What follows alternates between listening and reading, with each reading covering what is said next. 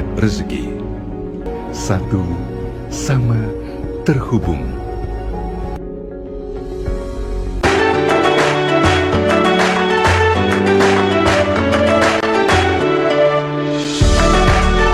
Oke, bismillah. Assalamualaikum warahmatullahi wabarakatuh. Alhamdulillah, wassalatu wassalamu ala rasulillah wa ala alihi wa sahbihi wa wala wa la hawla wa la quwata illa billah. Asyhadu an la ilaha illallah wa asyhadu anna Muhammadan abduhu wa rasuluhu la nabiyya ba'dah. Allahumma salli wa sallim ala nabiyyina Muhammadin wa ala alihi wa sahbihi ajma'in. Allah Ta'ala fil Qur'anil Karim, a'udzu billahi minasyaitonir rajim. Bismillahirrahmanirrahim. Wa ita'adzana rabbukum la in syakartum la azidannakum wa la in kafartum inna 'adzabi lasyadid. Shadaqallahul azim wa shadaqa rasuluhun nabiyunal karim wa nahnu 'ala dzalika minasyahidin wa la haula wa la quwata illa billahil aliyyil azim. Oke, teman-teman semua, gimana kabarnya ya? Saya doakan Anda semua mendapatkan keberkahan, kemuliaan dan kejayaan dari Allah Subhanahu wa taala, sehingga hidup Anda penuh berkah, penuh mulia, penuh jaya, dan penuh keajaiban. Senang sekali bisa bertemu dengan teman-teman semuanya ya. Ya, film Ertugrul itu bagus sekali untuk jadi cermin bagi kita ya, untuk melihat bagaimana Allah Subhanahu wa taala meninggikan dan menghancurkan sebuah kerajaan. Dalam sebuah ayatnya, watilkal ayyam nudawiluha bainan nas, dan demikianlah gitu ya, ayyam ya, peradaban itu dipergilirkan di antara manusia. Watilkal ayyam nudawiluha bainan nas ya. Bagaimana Allah Subhanahu wa taala mempergilirkan manusia ya. Ada yang tinggi, ada yang rendah ya, ada yang di puncak peradaban, ada yang jatuh begitu ya. Nah, dalam kamusnya umat Islam itu cuma satu saja yang membuat sebuah peradaban itu naik, yaitu ketakwaan orang-orang yang ada di dalamnya. Ya, ketakwaan orang-orang yang ada di dalamnya. Nah, cuma kan begini ya.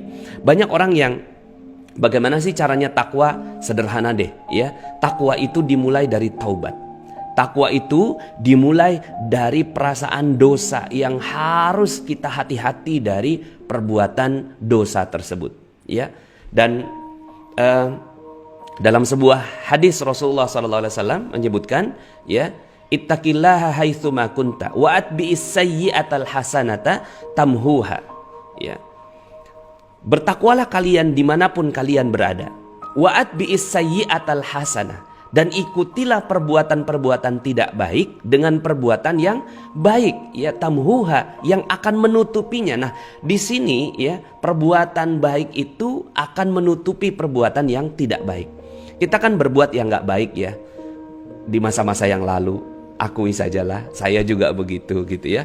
Nah, bagaimana caranya supaya kita bisa kembali lagi ke masa kejayaan gitu ya. Nah, tidak ada cara lain kecuali kita bertaubat, taubatan nasuha, minta ampun kepada Allah Subhanahu wa taala, lalu kemudian diikuti gitu ya berbagai macam dosa-dosa yang kita lakukan dahulu itu dengan perbuatan-perbuatan baik. Sehingga akhirnya taubat ini ternyata nggak sederhana. Taubat ini melahirkan orang-orang yang selalu mau berbuat baik begitu ya. Dia jualan OSB ya, karena saya sekarang lagi mengisi di OSB. Dia jualan OSB, dia jadi doa gitu ya, Allah mudah-mudahan dengan dia closing gitu ya, sehingga anaknya menjadi cerdas menggunakan OSB Smart Brand begitu ya.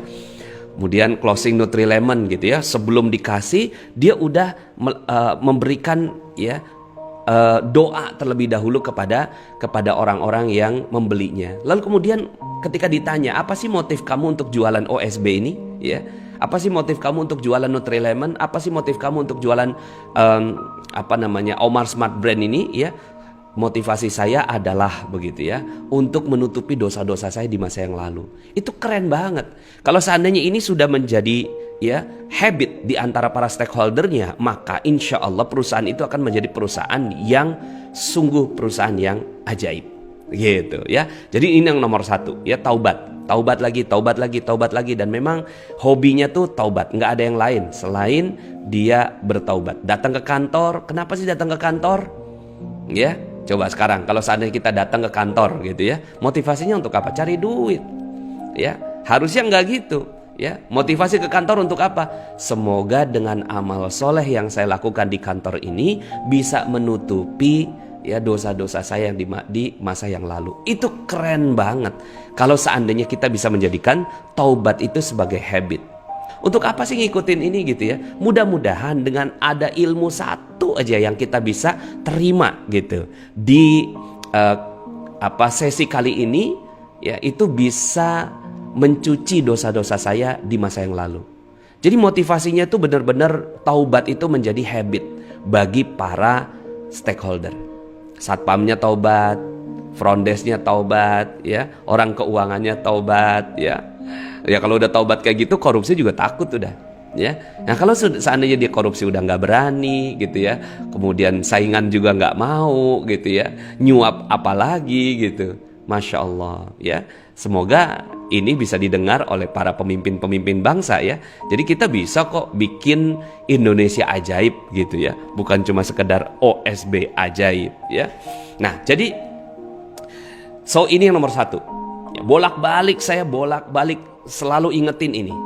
Ya kalau seandainya Anda belajar gitu ya, belajar magnet rezeki lah, katakan kuasai gitu kan, 50 jurus ya udah dipekerjakan. Tapi gitu ya, jurus perisai rezeki ini kan jurus perisai rezeki ini, buka perisainya ya. Itu tidak dilakukan tiap hari, ya sama aja kita nggak belajar. Kita belajar di sebuah pesantren, tapi ujung-ujungnya gitu kan, untuk menjadi orang alim saja nggak cukup menjadi orang alim. Tapi ya bukan nggak cukup. Saya kemarin sempat nanya ke orang-orang yang saya tanya lah, saya tes ya. Berapa lama menciptakan alim? Berapa lama menciptakan seorang ahli ilmu? Ya, berapa lama? Dari sejak kecil sampai dia dewasa. Berapa lama kira-kira? Ya jawabannya beda-beda lah. Ada yang ya mungkin sekitar sampai SMA lah Pak Nas gitu kan, sekitar 12 tahun gitu ya. Kemudian akhirnya dia menjadi alim. Dia belum tentu juga sih akhirnya lulusan dari SMA di pesantren-pesantren sekarang menjadi alim, ya. Memang nggak sebentar. Setelah itu dia harus belajar di universitas dan menjadi ahli ilmu. Berapa banyak kitab yang harus dia baca, ya. Nah, jadi menciptakan orang alim itu lama, ya. Jadi kalau seandainya Pak Nas, berapa lama sih kita untuk menciptakan OSB menjadi ajaib, ya? Perusahaan kita menjadi ajaib, negara kita menjadi ajaib. Nah sekarang tergantung. Anda mau ciptakan para ahli-ahli di dalam bidangnya di Indonesia ini, ya, atau di perusahaan Anda, atau Anda mau ciptakan yang kedua, berapa lama menciptakan ahli taubat? Menciptakan ahli taubat mungkin bisa lebih cepat, gitu. Nah, jadi kalau ditanya berapa lama menciptakan ahli ilmu, seorang yang expert di bidangnya, itu cukup lama. Ya, mungkin 10.000 jam terbang begitu ya minimal untuk menciptakan seorang yang ahli dalam sebuah bidang. Tapi menciptakan ahli taubat itu bisa lebih cepat. Makanya kenapa kok gitu ya keajaiban itu bisa terjadi pada sebuah perusahaan ketika seluruh komponennya ya itu menjadikan taubat sebagai satu habit utama. Jadi siap ya, bismillah ya. Kita sholat juga kan untuk nyuci dosa. Wudu ya kan, wudu itu ya setiap air yang mengalir begitu ya dari setiap wudu yang kita lakukan itu adalah pengguguran dosa ya, pengguguran dosa. Sholat yang ke satu ke sholat yang berikutnya adalah pengguguran dosa. Rasulullah SAW bertanya, bagaimanakah kalian seandainya di depan kalian itu ada sumur dan kalian mandi tiap hari 5 kali? Kira-kira masih ada kotornya nggak? Ya udah nggak ada ya Rasul. Begitulah sholat. Jadi sholat ini juga bukan sebagai tanda kita soleh gitu. Ya, jadi soleh nomor 2 deh. Soleh yang nilai biar Allah gitu. Tapi ya, yang kita inginkan adalah kita benar-benar menjadi manusia-manusia yang senangnya taubat. Puasa juga taubat, umroh juga taubat begitu ya. Jadi amal-amal soleh yang kita lakukan adalah bertaubat.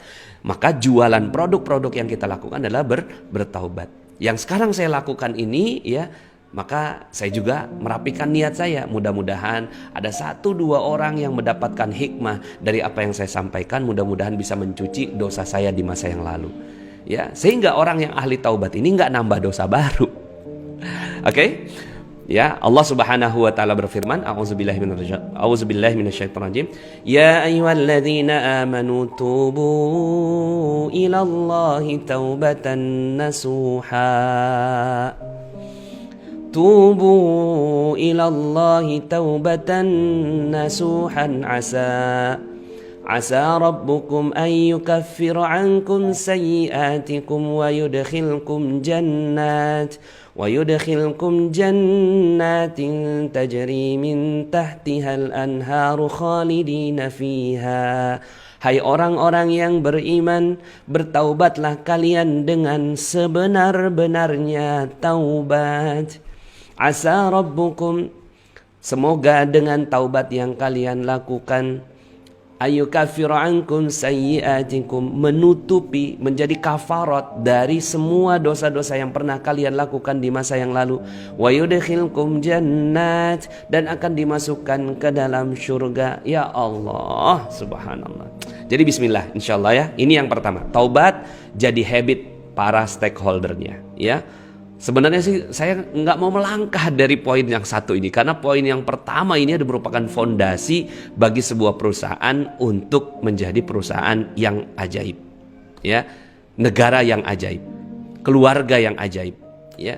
Kalau di dalam keluarga-keluarga itu semuanya pada hobinya taubat, ya, bukan duit nomor keberapa itu ya, nomor ke 101 lah, nomor 1 ya taubat, 2 taubat, 3 taubat, 4 taubat, 5 taubat. Taubat aja gitu, ya, untuk menjadi gerak langkah dari semua yang dilakukannya, ya. Yang kedua adalah jujur menjadi akhlak utama. Kalau ini yang dilakukan oleh semua stakeholder di dalam sebuah perusahaan, jujur, ya. Jujur itu mungkin kedengarannya klise ya. Udah tahu Pak Nas gitu kan, udah biasa gitu kita ngomong tentang kejujuran dan semua orang harus jujur gitu ya.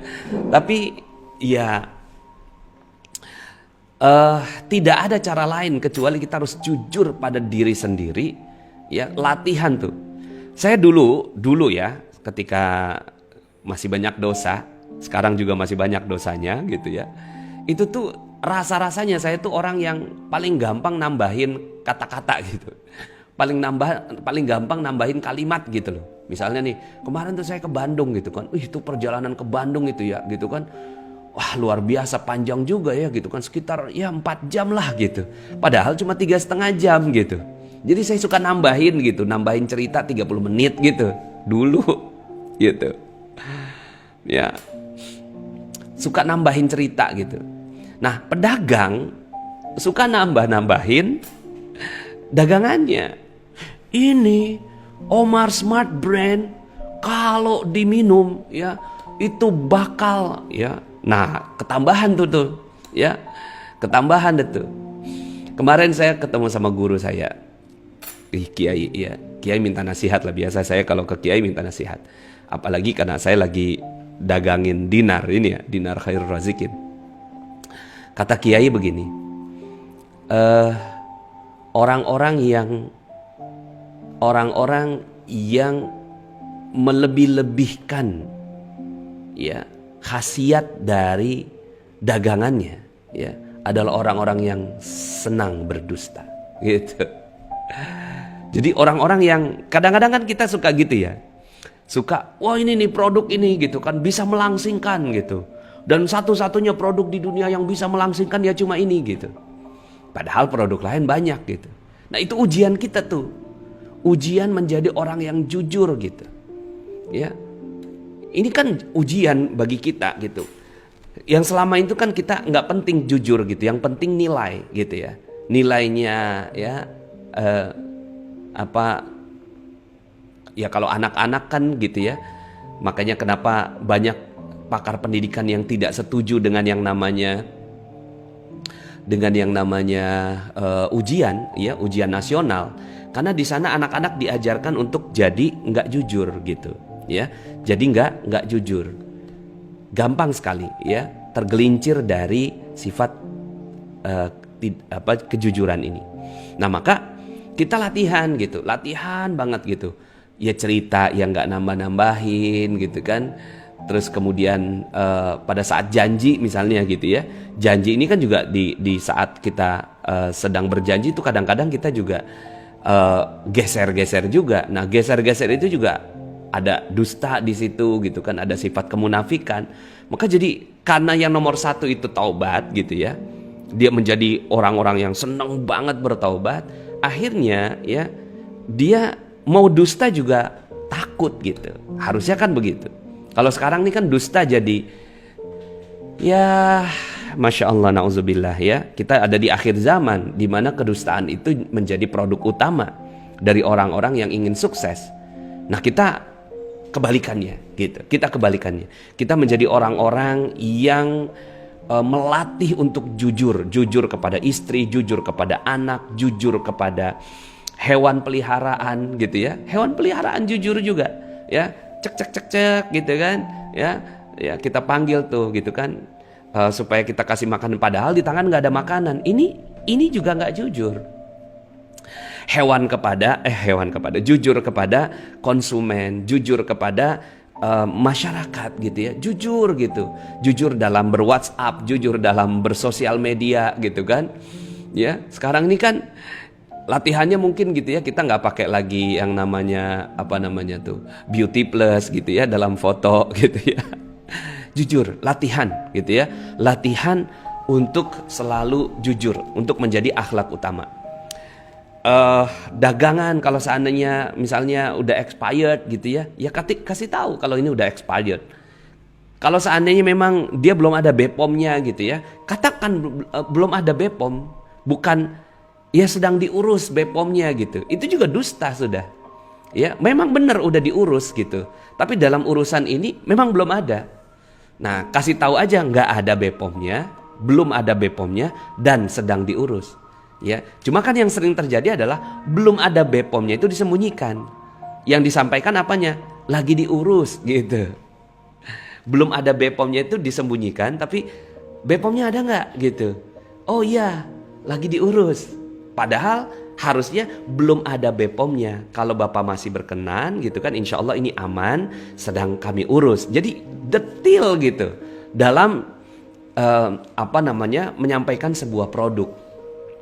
Nah, kalau itu yang terjadi, itu Masya Allah ya, kita insya Allah akan menjadi perusahaan yang sangat-sangat luar biasa disegani ya. Perusahaan yang akan menjadi ajaib. Kenapa? Karena konsumennya kok banyak banget begitu ya.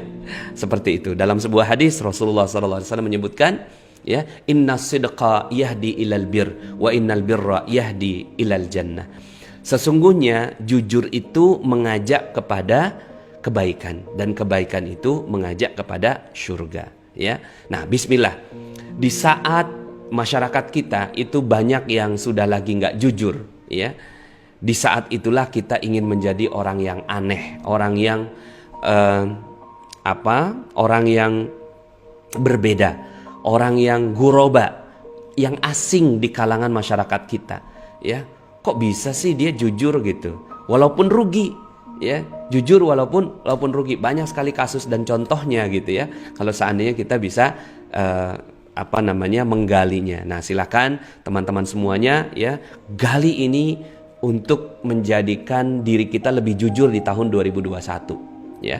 Mungkin di tahun 2020 coba kita lihat ya, evaluasi berapa banyak kita nggak jujur pada diri sendiri, pada keluarga, pada istri, pada suami gitu ya, pada komunitas, pada masyarakat ya, pada khadimat atau pembantu ya, asisten rumah tangga, pada pelanggan ya, dulu ya di tahun 2020. Nah, tahun 2021 kita ingin menjadi orang yang jauh lebih ajaib lagi dengan menjadikan jujur sebagai akhlak utama.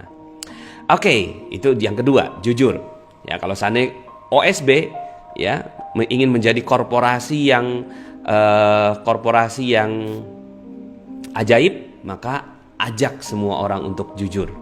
Termasuk juga perusahaan. Kalau memang ada bonus, ya jujur kasih bonus buat karyawan-karyawannya. Yang ketiga, ya, halal menjadi satu-satunya yang dicari untuk rezeki ya. Halal. Nah, kalau udah orangnya taubat aja gitu kan pengennya, kemudian jujur, kemudian halal, dia benar-benar menjadi orang yang sangat hati-hati dalam urusan harta gitu ya. Lebih baik nggak makan deh daripada gitu ya, ini hartanya nggak jelas gitu ya. Bagaimana ulama-ulama soleh terdahulu gitu ya, itu benar-benar menjadikan hartanya itu menjadi ukuran yang sangat-sangat luar biasa gitu ya. Itu takut banget gitu ya urusan halal ini. Kan gini ya, mungkin sekarang kita bicara tentang halal ini kayaknya sih hal yang klise lagi gitu ya. Ya klise lah Pak Nas, halal gitu kan. Ya tapi persoalannya adalah kita berada di sebuah zaman di mana kehalalan itu menjadi barang mewah gitu. Itu persoalannya. Halal itu menjadi barang yang mewah gitu. Nah, sekarang kita mau kembalikan gitu loh. Kemewahan itu berada dalam diri kita. Oke, bismillah, kita ambil kehalalan ini ya. Jadi bahwa kita ingin menjadi manusia yang benar-benar nyarinya yang halal aja gitu, ya. Yang halal gitu. Kan ada sebuah kisah ya tentang ayahnya Imam Syafi'i gitu ya, yang ketika beliau berjalan gitu ya, ketika beliau berjalan di sebuah sungai, lalu kemudian ngelihat ada apel yang udah tinggal sebelah gitu ya, lalu kemudian dia ambil tuh, dia makan gitu. Dia ngambil apel ya, pas dia makan dia ingat gitu, jangan-jangan orang yang punya apel ini nggak ridho sama saya, itu masih setengah tuh ya. Dia jalan gitu menyusuri menyusuri daerah itu, nyari yang punya kebun apel gitu ya, nyari yang punya kebun apel, ketemu tuh gitu kan. Lalu kemudian ketika itu bertanya, wahai ayahanda gitu kan, apakah engkau yang punya kebun ini? Betul ya, itu mohon izin, aku tuh kelaparan gitu. Terus kemudian ngelihat ada apel di sungai, saya ambil gitu. Terus saya ingat gitu, jangan-jangan ya yang punya apel ini nggak ridho gitu. Nah mohon gitu. Ini saya minta ridhonya dari setengah apel yang sudah saya makan gitu. Ya Allah, itu kan langka sekali orang yang kayak gitu. Langka sekali. Nah kita jadi orang langka yuk, mau nggak gitu? Kita jadi orang langka yang pada saat ngelihat ini halal nggak ya? Ini halal nggak ya? Gitu kan? Kalau nggak halal saya nggak mau deh. Walaupun anak lagi pengen susu gitu, ini nggak halal nih gitu, nggak diambil gitu ya. Jadi benar-benar yang halal ini adalah satu-satunya yang dicari gitu, satu-satunya yang dicari. Nah kemudian ya singkat cerita kisahnya itu adalah si ayahandanya itu ya, si yang punya kebun itu nggak ridho ya. Sebenarnya bukan dengan ridho, cuma wah ini keren banget nih gitu kan, bisa jadi anak mantu nih gitu. Saya baru ridho sama kamu gitu kalau seandainya kamu kerja sama saya tanpa digaji gitu, tanpa digaji tapi dikasih makan gitu kan.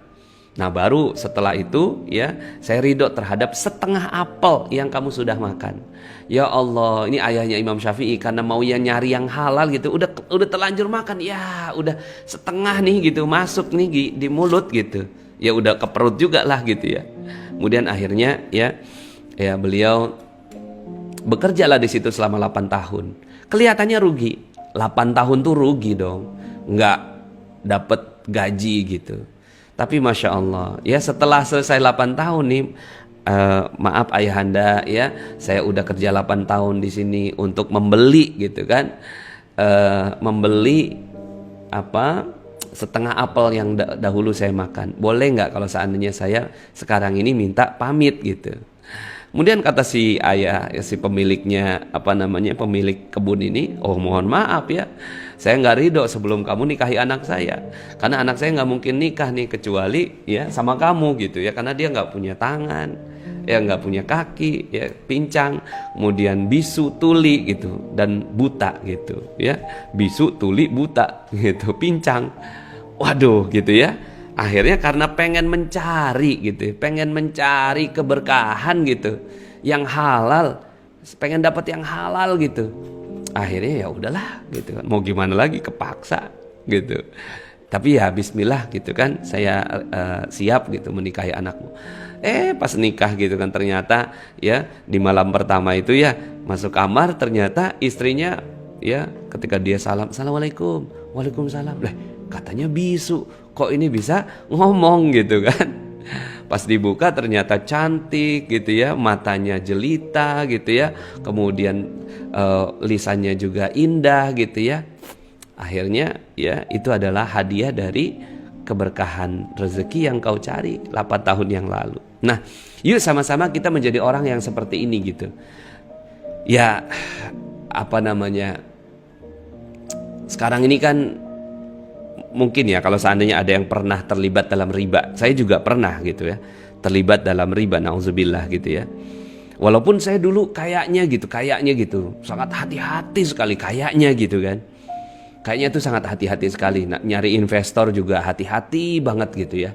Terus kemudian ketika saya akhirnya jatuh ya minus 21 miliar, saya datanglah ke guru saya gitu ya. Terus kemudian saya sampaikan ini akad yang saya lakukan gitu kan. Wah, ini mah ngakalin syariat ini gitu. Wah, itu Masya Allah ngakalin syariat. Akad murabahah, wakalah wal murabahah begitu ya. Itu dulu tuh saya pakai akadnya itu. Wakalah wal murabahah. Wah, ini ngakalin syariat nih gitu kan. Ya Allah, pantesan aja gitu kan rezeki saya tuh jadi ya kayak gini gitu. Nah, yuk sama-sama kita nyari yang halal aja deh gitu ya. Nggak apa-apa rumah ngontrak, nggak apa-apa ya, ujung-ujungnya mati juga gitu kan. Ya nggak apa-apa rumah ngontrak gitu ya, nggak apa-apa gitu kan, cuma naik sepeda ontel gitu, yang penting halal. Yang bagus itu kan naik Alphard tapi halal gitu loh, kayak Mas Ardi Gunawan tuh ya. Gitu. Boleh nggak sih naik Alphard? Ya boleh-boleh aja, yang penting halal gitu. Jadi nggak usah ngeributin hartanya orang. Sekarang tinggal kita fokus sama harta kita. Apakah harta kita betul-betul halal atau enggak gitu. Kalau memang ya kita bisa punya Alphard tapi halal, punya resort tapi halal, ya nggak apa-apa gitu ya. Yang penting kita fokus pada yang halal saja. Oke? Bismillah. Di saat ini misalnya juga gini, ada orang yang nanya ke saya gitu kan, Pak Nas gimana ya kalau seandainya saya jualan sebuah produk tapi gitu kan itu aurat yang iklannya itu kemana-mana gitu. Nah ya hati-hati juga yang kayak gitu. Karena kita mencari taubat gitu ya, kemudian kita mau jujur gitu, terus kemudian kita mau cari halal gitu. Yang kayak gitu gimana? Tinggalin sudah. Ya mau gimana lagi kalau seandainya aurat kemana-mana gitu ya. Sekarang nih orang kan jualannya aurat. Ya, jualannya aurat, baru laku kalau seandainya ya iklannya cantik gitu kan. Ya, baru laku kalau seandainya aurat terbuka gitu. Baru bisa dapat subscriber yang banyak kalau ngebuka-buka aurat gitu kan. Nauzubillah, ya nauzubillah, summa nauzubillah, ya. Nah, jadi yuk sama-sama kita cari yang halal aja. Nanti insya Allah Allah yang akan berikan keajaiban buat kita, ya. Yang berikutnya, yang keempat, tawadhu jiwanya, ya. Jadi yang keempat ini ya kita latihan menjadi orang-orang yang tawadhu.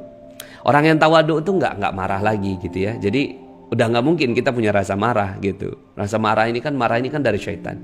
Ya, jadi kita udah nggak mungkin ada rasa marah, kesel, dongkol, dendam, dengki. Itu udah nggak ada. Karena dihiasi dengan tawadhu. Tawadhu ini ya, itu saya sampaikan dalam ilmu garis kebenaran ya. Bahwa tawadhu itu orang yang sangat memposisikan dirinya rendah. Tawadhu, rendah diri di hadapan Allah, rendah hati di hadapan manusia. Ya. Jadi kita bukan rendah diri di hadapan manusia, tapi rendah dirinya di hadapan Allah. Bahwa kita nggak ada apa-apanya, ya. Kita ini makhluk yang lemah, makhluk yang hina, khilaf, salah, alpa, lupa. Itulah kita manusia, gitu kan? Yang rendah di hadapan Allah tuh kita harus terus begitu. Pokoknya jangan mau ikut-ikutan orang-orang yang gitu ya dalam perusahaannya tuh. Ayo kita bisa, go. Aduh jangan deh, udah deh gitu. Kita nggak mau lagi jadi perusahaan yang kayak gitu loh. Ya perusahaan-perusahaan yang kayak gitu tuh perusahaan barat aja gitu loh. Perusahaan yang mereka tuh bawaannya tuh pengennya percaya diri, padahal nggak ada percaya diri, adanya kan percaya Allah gitu kan. Adanya percaya Allah, nggak ada percaya diri gitu. Adanya percaya Allah. Jadi rendahkan diri kita serendah-rendahnya gitu. Ya, loh kok gitu Pak Nas? Iya mau gimana lagi, rendah aja, jangan ngerasa tinggi gitu. Kalau kita ngerasa tinggi gitu ya, itu air itu hanya bergerak ke yang rendah. Kalau kita berada di rendah, maka air itu turun ke bawah. Ini rezeki turun ke bawah. Jadi rezeki turun kepada orang yang rendah. Kalau tinggi gitu kan, rezeki itu adanya di sini. Kita tinggi dari rezeki, ya akhirnya harus dipompa untuk kita dapat rezeki. Nah selama ini inilah yang terjadi, kita tuh mompa gitu loh. Ya kayaknya untuk dapetin 5 juta aja kok nggak gampang banget ya, karena kita tinggi hati gitu. Tinggi hati, kita kan harusnya rendah. Oke, baik, siap gitu. Apa ya yang bisa saya pelajari gitu ya? Ya apa hal yang saya bisa menjadi yang bisa saya pelajari? Ya seluruh persoalan dimulai dari saya benar, orang lain yang salah. Seluruh persoalan dimulai dari itu. Saya benar, orang lain salah. Saya benar, orang lain salah. Dan seluruh solusi dimulai dari kebalikannya. Nah maka kalau kita mau jadi perusahaan yang ajaib gitu kan, Miracle Corporation, maka kita harus ngajak diri kita untuk menjadi orang yang tawadhu. Nggak ada beda nih gitu kan antara bos sama karyawannya. Orang-orang tuh kadang-kadang gitu datang ke kantor, kayaknya kok bosnya yang mana ya gitu kan. Ternyata OB sama bos sama kerennya gitu, sama kerennya ya, tawadhu gitu. Nah mudah-mudahan ya kita bisa menjadi orang-orang yang tawadhu seperti ini gitu ya. Nah jadi ketika kita urusannya ditagih orang ya, kita marah-marah ya kan akhirnya kita nggak tawadhu dong ya kan, ditagih orang nih gitu. Jadi kitanya punya amanah sama orang kan, sekarang kan gitu ya yang sering terjadi. Udahlah kitanya yang punya amanah, yang ngutang gitu kan, bahasa itu ya. Udahlah kita yang punya amanah, gitu kan, pas ditagih kitanya yang galak gitu. Jangan dong, jangan kayak gitu ya. Tapi ketika ditagih, iya maaf saya salah gitu aja gitu. Maaf saya salah. Udah punya uangnya belum? Mohon maaf belum gitu. Aduh saya doakan mudah-mudahan Bapak dimuliakan Allah gitu. Jadi kita berada dalam posisi rendah. Begitu juga kalau kita nagih gitu loh. Kita nagih tuh kadang-kadang kan kita merasa diri tinggi. Di sini persoalannya ya. Kenapa muncul persoalan? Karena kita sebagai orang yang ngerasa punya duit, kita pinjemin sama orang, pada saat kita mau nagih, bayar gitu kan.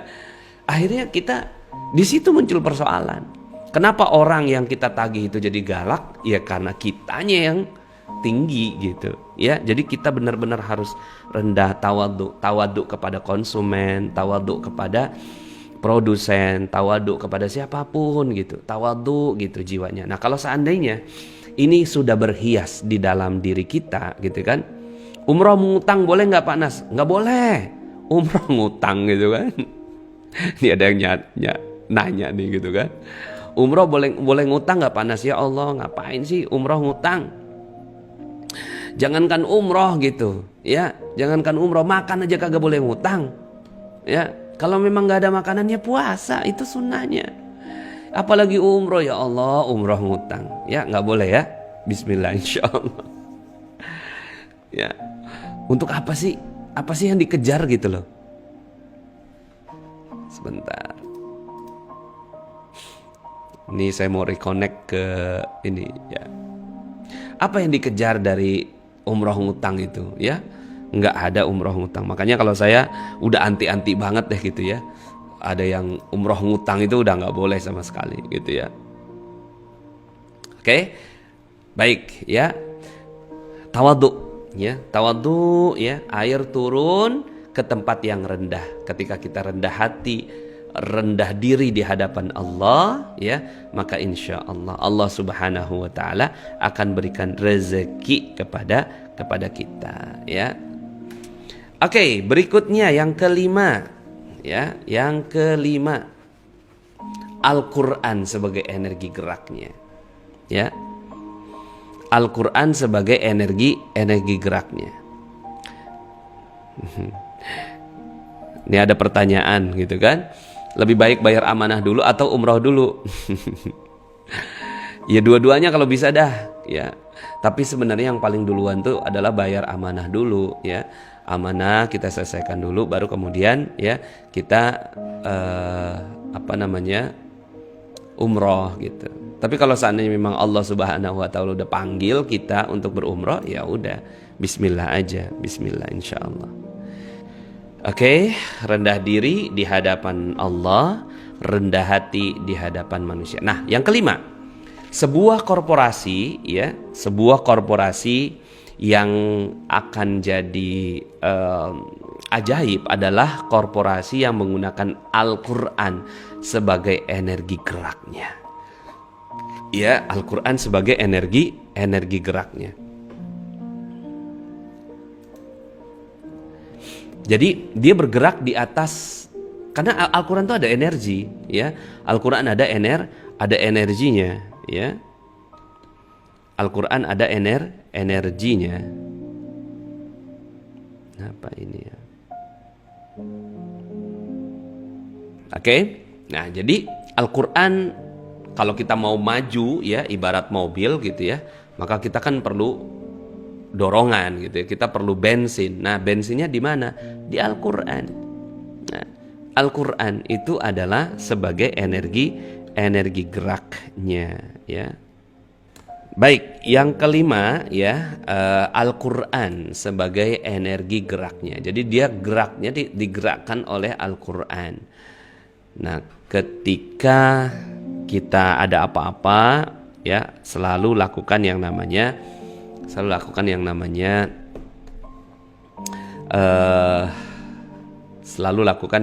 garpu tala, ya. Ketika kita menjadikan Al-Quran sebagai energi gerak, ya, saya juga sering tuh, saya kan punya tim bisnis, ya. Ketika tim bisnis saya sedang berada dalam hal yang, kok nggak mudah ya, nggak gampang gitu ya. Kita, Pak Nas gimana ya, ini kok kita nggak bisa mencapai target begitu ya. Maka yang saya ajak adalah untuk bergarpu tala gitu, bergarpu tala. Kenapa ini connecting? Ya, saya ajak untuk bergarpu tala agar, ya, dimudahkan oleh Allah Subhanahu Wa Taala, benar gitu ya.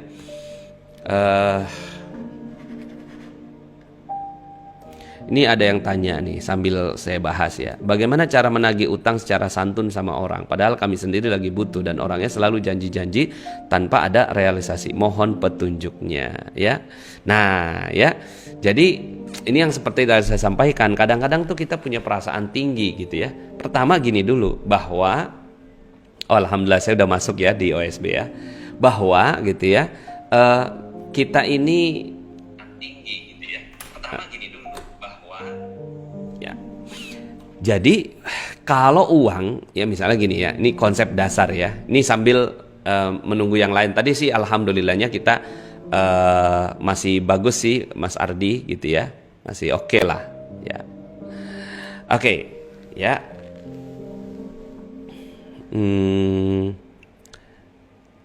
Saya masukkan logo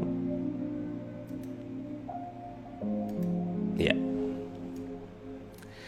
Nah jadi tadi ada yang tanya ya, kaitannya dengan bagaimana cara menagih dengan baik ya, dengan santun. Pertama, sadari dulu bahwa uang itu udah bukan milik kita gitu ya. Karena kalau kita ngasih nih uang 1 juta ke Bank Mandiri gitu ya, maka itu bukan uang kita lagi tuh di Bank Mandiri. Karena udah jadi uangnya Bank Mandiri. Yang salah siapa? Yang salah saya. Tawadu aja deh tuh gitu kan. Yang salah saya, kenapa saya kasih ke Bank Mandiri gitu. Pada saat kita nagih ke Bank Mandiri gitu kan, ternyata Bank Mandiri bisa keluarin uangnya. Berarti Bank Mandiri adalah ya bank yang terpercaya gitu. Jadi Bank Mandiri adalah bank yang terpercaya gitu. alhamdulillah. Tapi kalau seandainya Bank Mandirinya nggak ngembaliin, ya salah saya. Kenapa saya ngasih ke Bank Mandiri? Begitu juga dengan kita minjemin uang ke orang gitu ya. Jadi kalau seandainya kita minjemin uang ke orang, ya udah gitu ya.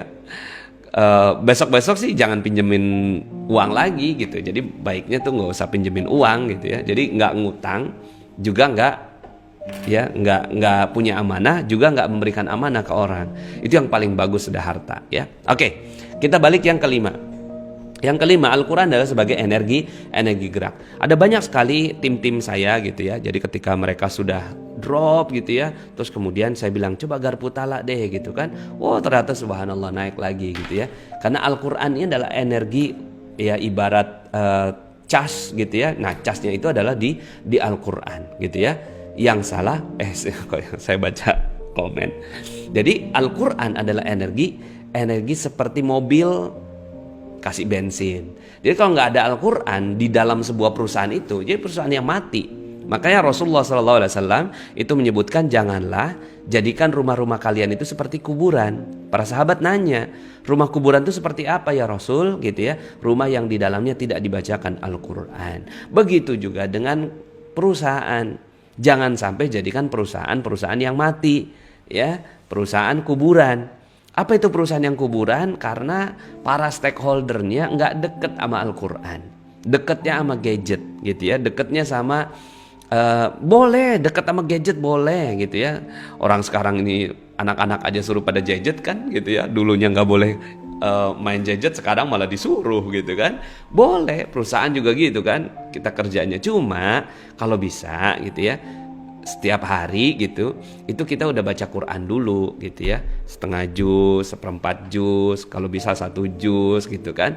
Itu kita udah baca Quran dulu untuk mengisi hari-hari kita, sehingga akhirnya kita tuh seger gitu loh. Kita segar ibarat makan ya. Kita bisa digerakkan dengan Al-Quran itu. Dan Allah Subhanahu wa Ta'ala menanam kita untuk membaca Al-Quran pada saat setiap sholat. Tujuannya adalah supaya kita terus-menerus ya menjadi orang yang tersirami dengan Al-Quran. Nah, jadi teman-teman semuanya coba deh, kalau yang belum tahu garpu tala, coba sambil pelajari gitu ya. Itu metode yang sangat-sangat bagus sekali. Banyak sekali keajaiban-keajaiban yang terjadi. Apalagi kalau seandainya semua stakeholdernya betul-betul menjadikan garpu tala sebagai satu habit. Nah kemarin baru aja gitu kan, istri saya tuh ya, istri saya juga kan berbisnis gitu kan. Terus kemudian, Bi gimana ya, ini kok tim saya nih gitu kan, itu belum bisa mencapai target nih Bi gitu kan. Udah, ajakin aja semuanya pada garpu tala. Udah saya bilang gitu aja, ajakin aja pada garpu tala gitu kan. Akhirnya garpu tala tuh, langsung closing gitu kan, langsung closing. Ajaib, memang begitu udah gitu ya. Jadi kalau seandainya mungkin di ujung-ujung bulan ya, biasanya kan kita namanya perusahaan kan kadang-kadang ada target ya, di akhir bulan berapa gitu kan, di akhir bulan berapa targetnya. Nah kalau pada saat turun tuh gitu kan, udah sama-sama gerakin ke Al-Quran ya. Nah gerakin ke Al-Quran bukan cuma sekedar dibaca, tapi mentadaburi isinya. Nah cara untuk mentadaburi isinya itu adalah dengan garpu tala salah satunya. Oke ya, jadi yang kelima ini, perusahaan yang digerakkan oleh Al-Quran, bukan digerakkan oleh yang lainnya ya. Bukan digerakkan oleh ambisi untuk mengalahkan perusahaan yang lain, bukan digerakkan oleh keinginan menjadi number one in the world gitu. Itu malah nantinya power kita nggak ada ya. Jadi yang penting saya mau bela Al-Quran. Jadi baca Quran, buka rumah tahfiz, mungkin keuntungannya kita sedekahkan untuk orang-orang yang senang membaca Al-Quran. Jadi Al-Quran tuh menjadi gerak, menjadi energi yang luar biasa. Timnya bergerak dengan semangat Al-Quran. Uang yang sudah didapatkan juga disalurkan untuk membela Al-Quran. Itu keren banget. Ini ada yang nanya, apa itu garpu tala Pak Nas? Ya silahkan nanti dipelajari di channel Telegram ya. Insya Allah ada ada pelajarannya. Nah nanti ketika kita, ya Allah, kok sekarang ini ya Allah saya targetnya ini ya, nutup penjualan ini lebih kurang ya Allah, nggak banyak-banyak, cuma 100 juta ini target dari perusahaan misalnya begitu ya, kita sebagai agen ya. Tapi kok belum nyampe targetnya ya Allah, baru 50 juta padahal udah tanggal 26 Desember gitu. Saya pengen ya Allah, pengen banget supaya saya bisa mencapai target saya. Ya titipkan kepadaku satu ayat yang bisa membuat aku jauh lebih tenang sehingga bisa mencapai target yang kuinginkan. Dibuka deh tuh, lihat ayatnya, kemudian pelajari ya yang ada di sekitar ayat tersebut. Satu ayat ke atas, satu ayat ke bawah gitu ya. Lihat kata-kata kunci yang ada di sana ya, terus kemudian masukkan, meresap dalam hati apa ya pesan cinta Allah. Ada pesan apa dari Allah di dalam ayat ini? Kita yang bisa ngukur tuh gitu. Pesan cintanya Allah apa ya dalam ayat-ayat yang saya baca ini gitu. Kemudian zikirkan. Ajaib. Setelah itu tiba-tiba terjadi sebuah keajaiban. Percaya deh ya. Dan udah banyak pengalamannya yang saya lakukan dengan tim-tim bisnis yang saya lakukan gitu ya. Bismillah insyaallah. Oke, yang keenam. Yang keenam khusyuk latihannya ya. Jadi sudahlah taubat habitnya ya, kemudian jujur akhlaknya ya.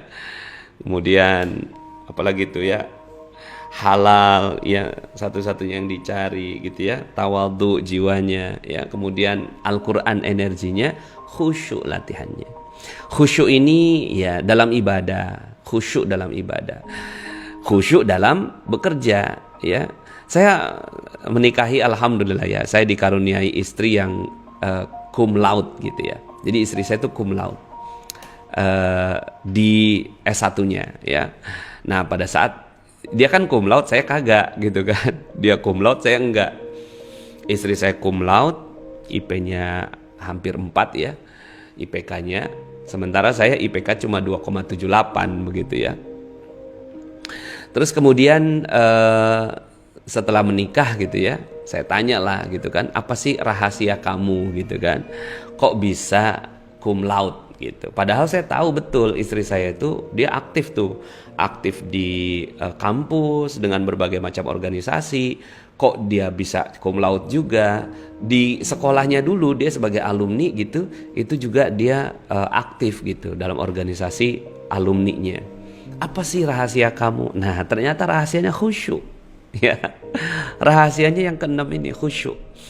Kalau lagi di kelas, ya udah di kelas, nggak mikirin yang lain gitu, fokus gitu, ya, ngedengerin dosen, gitu kan. Terus kemudian mencurahkan seluruh jiwa raga dalam pembelajaran di kelas. Pada saat rapat di organisasi, ya khusyuk, gitu, fokus gitu di organisasi itu. Pada saat di keluarga juga begitu, fokus. Nah kan sekarang kan kita ini nih, kadang-kadang kita nih ya kehilangan fokus. Pada saat kita lagi ngobrol sama orang gitu kan, kita sibuk HP gitu kan. Nah itu pada saat itu ya nilai kita di hadapan orang itu langsung turun kan. Dan di situ ya hal yang seperti itu jadi nggak bagus gitu ya. Nah kemudian jadi 100% di setiap aktivitas kita gitu. Nah itu latihan tuh. Pada saat ibadah ya udah tinggalin semua gitu kan. Ini waktu saya untuk Allah gitu. Jadi waktunya saya untuk Allah, khusyuk gitu, latihan dia ya. Nah tapi pada saat bekerja gitu kan, dia benar-benar khusyuk untuk apa? Untuk memberikan kebaikan buat orang lain ya, supaya orang lain dapat kemuliaan dan kebahagiaan dari dirinya. Jadi latihan dia untuk memberikan kebaikan buat orang lain dan 100% all out ya. Ya saya pribadi ya berusaha ini, walaupun kita nggak ngerti di sisi internetnya gitu ya. Kita kan juga baru belajar gitu ya. Nah kita benar-benar khusyuk gitu dalam fokus optimal, all out 100% gitu dalam apa yang kita kerjakan. Ya, jadi masya Allah kalau udah seperti itu gitu ya, itu insya Allah kita menjadi orang yang the best ya, menjadi korporasi yang ajaib ya. Khusyuk ini juga bukan cuma sekedar pada saat pelaksanaannya, tapi sebelumnya juga dia juga khusyuk, mempersiapkan dengan baik. Ciri orang yang khusyuk dalam sholat itu adalah dia sholatnya tepat waktu, kecuali ada hal-hal yang kecuali misalnya dalam safar tidak sehat, hal-hal seperti itu. Tapi kalau seandainya dia nggak ada apa-apa gitu kan, nah dia belajar tuh. Jadi ini ada yang nanya nih, bagaimana cara tahu cara belajar khusyuk? Dari awal udah persiapan dulu. Kita belajar benar-benar on time. Jadi on time itu adalah cara kita untuk khusyuk dalam kegiatan kita. Janjian sama orang jam 9 gitu kan. Jam 8 kita tuh udah persiapan, terus kemudian juga bahkan udah nyampe di lokasinya gitu kan. Itu adalah ciri khusyuk dalam bekerja gitu. Nah, khusyuk dalam sholat ya pastinya dia benar-benar mempersiapkan diri gitu ya, dengan begitu fokusnya ya. Oke, bismillah ya. Jadi insya Allah ya, khusyuk adalah satu cara untuk membuat Allah Subhanahu wa Ta'ala menurunkan keajaiban. Ya, saya bilang sama istri saya, pantesan aja saya nggak bisa cum laude, saya bilang gitu kan, karena saya pada saat di kelas mikirin dakwah, pada saat dakwah mikirin besok ujian gitu kan. Akhirnya saya nggak bisa mendapatkan apa yang saya inginkan gitu ya. Nah, terkadang begitu, kita tuh nggak mendapatkan apa yang diinginkan karena kita nggak fokus pada saat ngerjain OSB, ngelirik-lirik bisnis lain gitu. Harusnya ini dulu sampai jadi gitu, sampai jadi atau nggak jadi. Kalau memang nggak jadi, pindah gitu kan. Ya, kita lagi ngerjain yang lain apa gitu kan, kita coba-coba cari yang lain gitu. Ya akhirnya nggak khusyuk dong. Begitu juga misalnya kita sebagai seorang karyawan di sebuah perusahaan, kita nggak khusyuk. Ya, kita nggak khusyuk. Pikiran tuh melanglang buana kemana-mana gitu kan, ke liburan lah, ke bisnis lain lah gitu kan, ke persoalan rumah tangga lah. Nah, yuk kita belajar khusyuk. Insya Allah yang keenam ini ya akan menjadi satu latihan yang bagus ya buat Anda semua. Latihannya tentunya di ibadah-ibadah kita dan sholat-sholat kita. Oke, terakhir yang ketujuh. Yang ketujuh, satu sama dan terhubung semboyannya ya. Satu sama dan terhubung. Makanya kenapa magnet rezeki itu selalu ngulang-ngulang nih, satu sama terhubung, satu sama terhubung, satu sama terhubung ya. Jadi kalau ditanya apa itu magnet rezeki, satu sama terhubung. Terhubung dengan apa ya? Ya sama lah, misalnya nih sekarang ini saya terhubung dengan koneksi internet ya kan. Kalau seandainya koneksi internet terhubung, terjadilah keajaiban. Tapi kalau nggak terhubung, apa yang terjadi? Ya kayak tadi tuh kan, ada yang sempat nggak connect kan ya, sempat nggak connect tadi ya. Kita juga nggak ngerti kan sebabnya apa gitu kan. Cuma kita nggak terkoneksi. Nah, cuma kan dalam urusan-urusan kita dengan manusia ya, itu kita betul-betul harus nyambungin gitu loh. Terhubung dengan konsumen, terhubung dengan karyawan, terhubung dengan produsen, terhubung. Nah, cara terhubung itu adalah kita betul-betul memuliakan dan membahagiakan orang-orang di dalam hati kita minimal. Jadi, kalau kita mau terhubung nih sama Mas Ardi misalnya.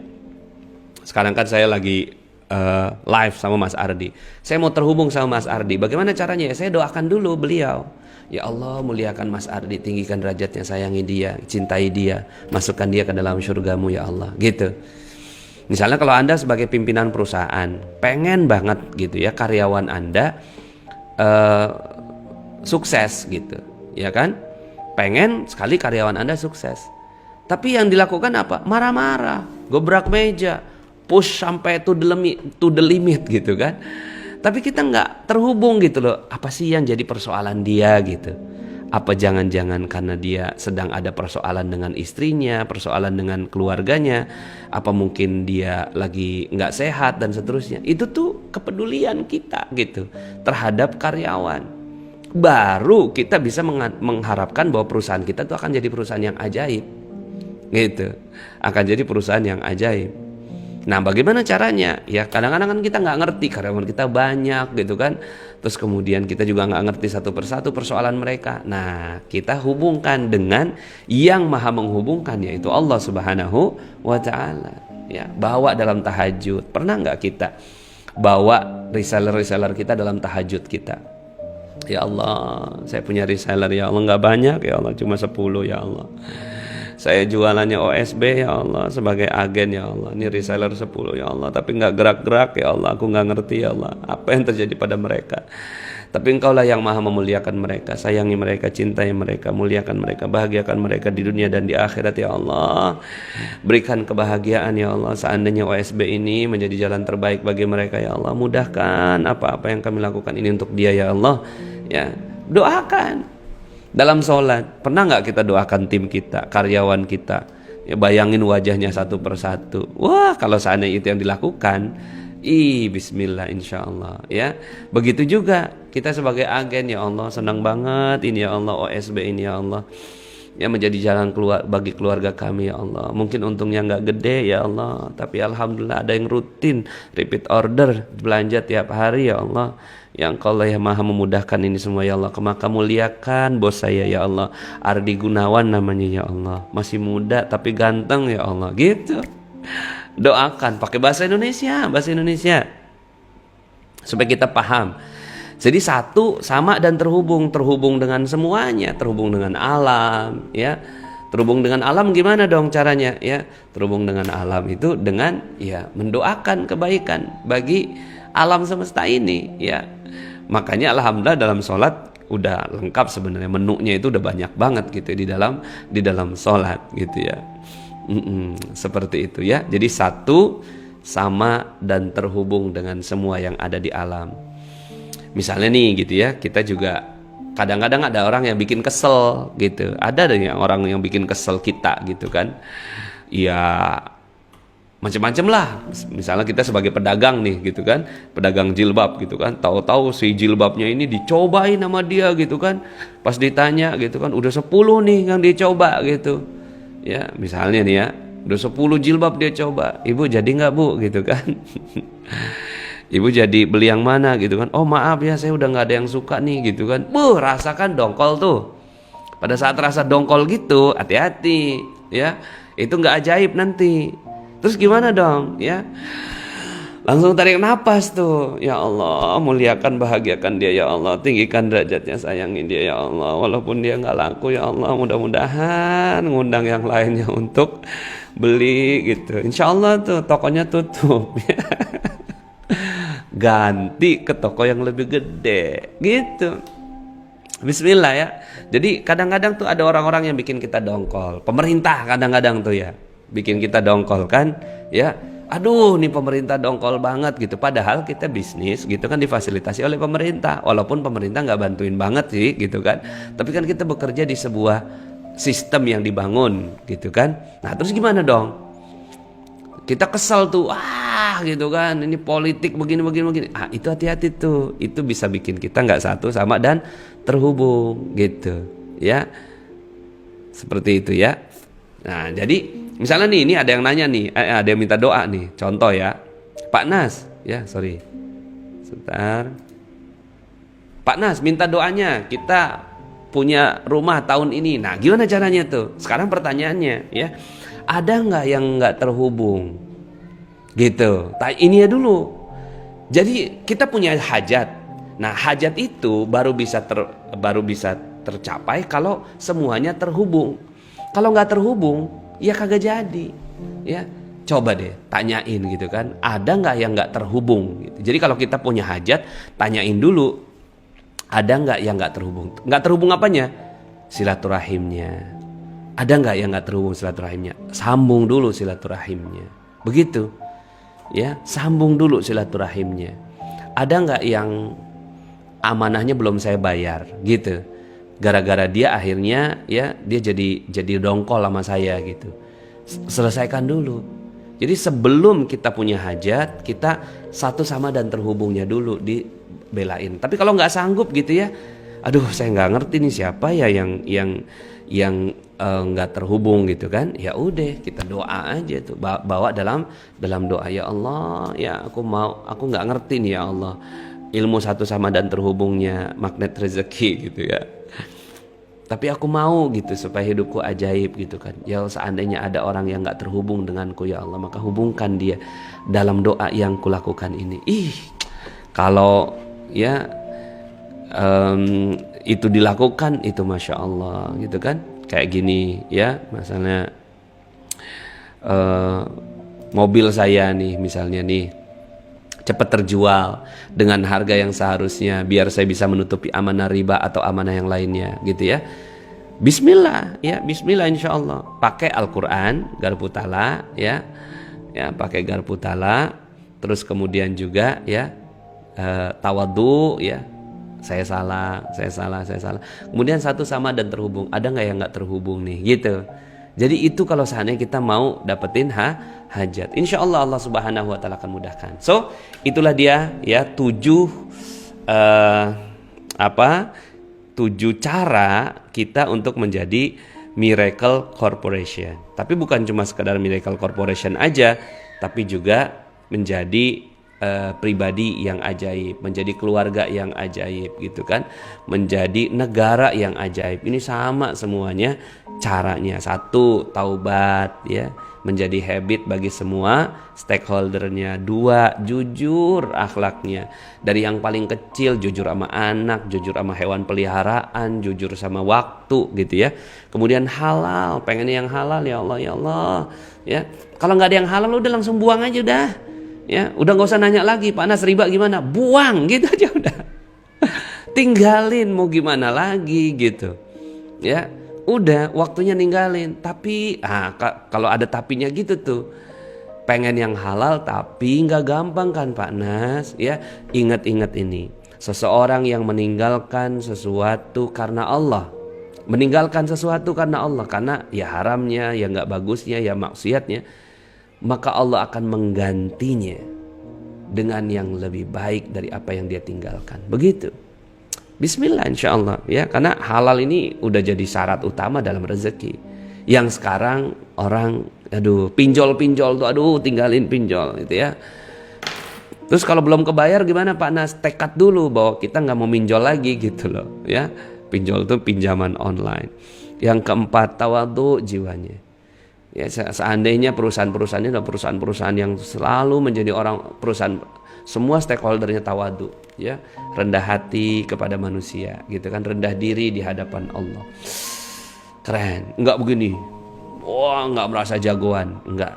Jangan ya. Udahlah, stop cara-cara kayak gitu ya. Cara-cara kita selalu merasa diri kita hebat, nauzubillah. Yang kelima, Al-Qur'an sebagai energi geraknya. Jadi kalau nggak ada Al-Quran rasanya tuh nggak ada bensin gitu ya yang menghidupi diri kita. Dan kadang-kadang kan kita punya perasaan kesel kan tiap hari tuh. Kadang-kadang tiba-tiba yang ini bikin kesel, garpu talak lagi.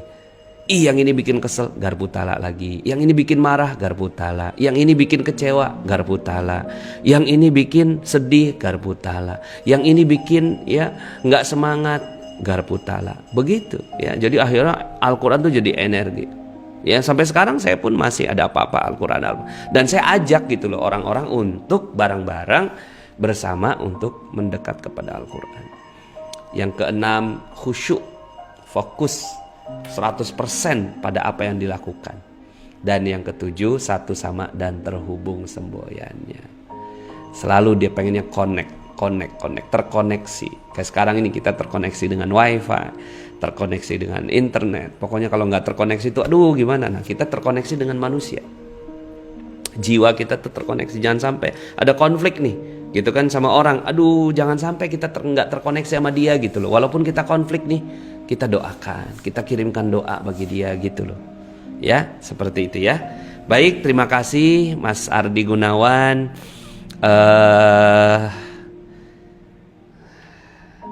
Itu 7 ya doa saya buat OSB Corporation. Mudah-mudahan insya Allah OSB menjadi perusahaan yang ajaib. Bagi teman-teman yang belum subscribe dan baru saja menemukan channel ini, silahkan subscribe. Insya Allah Anda akan mendapatkan materi-materi yang terbaik dari channel ini.